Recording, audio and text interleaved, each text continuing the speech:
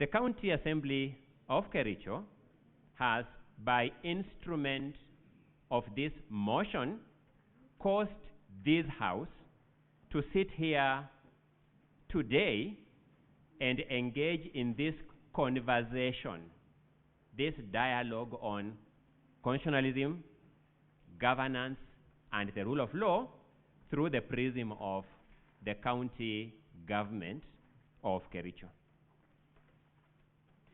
It is in the place of an opening statement, Mr. Speaker, sir, to lay out the broad outline of one's case. And therefore, I wish to proceed by laying out the broad outline of the case of the County Assembly of Kericho. The case of the County Assembly of Kericho is that generally, once elected representatives like the governor now before you have some prescribed tenure in office. In our case, a 5-year tenure. But the case by the County Assembly of Kericho is that there is an unwritten word in that 5-year tenure, the words being a 5-year good behavior tenure. The County Assembly of Kericho have brought before you their governor, and they are telling you he is of bad behavior.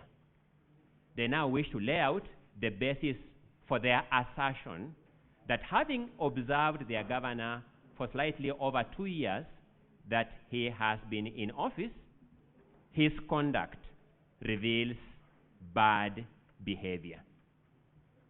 The County Assembly of Kericho takes note of the fact that this House ordinarily summons county governors and county executives and sometimes decries the rot in county governments. What the County Assembly of Kericho has done is that internally, through its standing committees and through its ad hoc committees, it has undertaken an oversight role of the county governor and his executive. So they have had a scientific method of approaching this matter. At the conclusion of their investigations through standing committees and ad hoc committees, the rot in the government of the governor now before you has come to the fore. They have therefore carried that rot to you as evidence of bad behavior and will be inviting you to consequently vote for the removal of this governor from office. How will they do that? For example, when the time will come, they will take you through payment vouchers for multiple transactions. Multiple transactions. And when you study those vouchers and their supporting documents, part of the data that you'll come across is found in volume 4D of the County Assembly's documents. So that, distinguished senators, when you look at volume 4D of the County Assembly's documents, you will see a summary of what various payment vouchers and other transactional documents reveal regarding the county government of Kericho. I'll give you a few examples. Evidence will show that a company called Mengro Products Limited was awarded a contract to maintain a bridge at a contract sum of 3,120,790 shillings. As is common with infrastructure contracts, there is a retention amount that is retained by the contracting party, the county government, for a defect period, which is 10%. When the vouchers are laid before you, 10% of 3,120,790, you will notice, is 312,079 shillings. And that is actually the amount that was prescribed in the contract, as the documents will show you. On 8th November 2021, before the governor in question came to office, that matter was settled, and Mengro Products Limited was paid 312,079 shillings in full and final payment of the retention amount. After this governor came to office, fictitious documents were created, new payment vouchers generated, and on 16th October 2024, during the tenure of this governor in office, Mengro Products Limited was paid 312,079 shillings, the same amount that had been paid in full and final settlement on 8th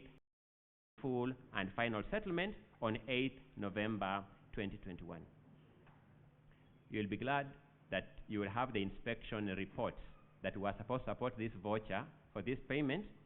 And whereas this is a contract for the construction of a bridge, the inspection report will talk about how bushes were cleared. You will see that standard observation in all inspection reports to support this double payment. Somebody had a cut and paste observation in the inspection reports to support all these fictitious payments. That company, evidence will show, was given another contract to maintain a road that is specified in the evidence before you at a contract sum of 3,722,878. The retention amount was 372,287. That money was paid fully and finally on 1st April 2021, before this governor came into office. After he came into office, courtesy of creative accounting, fresh payment vouchers were generated, fresh supporting documents were generated, and on 16th October 2024, an amount of 372,288, the same retention amount that I made earlier, was paid afresh to the same company. Evidence will show, senators, that Mengro Products Limited, the same company, got another contract for construction of Lelsotet Bridge in Londiani Ward for a contract sum of 4,968,601. The retention amount, pursuant to that industry practice of having a retention figure, was 496,860.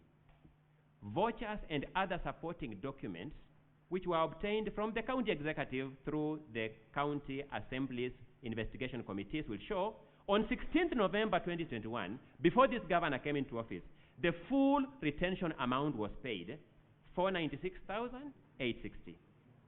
After this governor came into office, on 16th October 2024, the same amount, 496,860, was paid to Mengro Products Limited. In the course of this drafting, I sought to know whether somebody knows who is Mengro, because behind this company there are people. Unfortunately, I was working with people who don't work in the executive, so they could not put a face to who Mengro was. I hope at an appropriate time, this Senate will ask that question directly to those concerned, who is Mengro.